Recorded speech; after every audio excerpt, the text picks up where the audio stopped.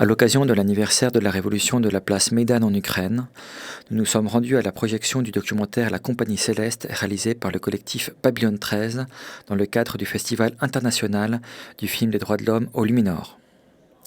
Ce film adopte le point de vue des manifestants lors des dernières journées sanglantes de confrontation. Les aspirations des révolutionnaires étaient diverses et il y avait notamment de mettre fin à un régime népotique et très corrompu, très lié à la politique extérieure de la Russie et aussi de vouloir promouvoir une société plus juste et parfois plus européenne, en tout cas plus ouverte sur l'extérieur.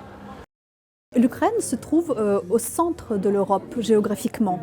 Donc c'est vraiment un pays qui est entre la Russie et tout le reste de l'Union européenne.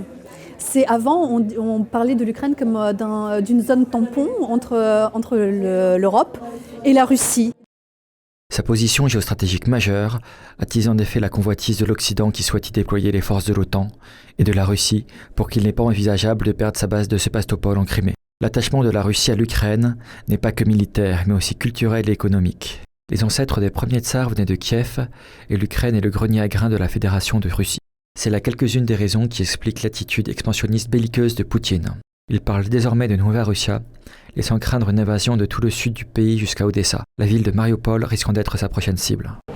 L'intérêt de l'Europe de soutenir l'Ukraine est essentiel parce que le pouvoir de Poutine lui-même ne s'attaque pas seulement à l'Ukraine, il s'attaque à l'Europe.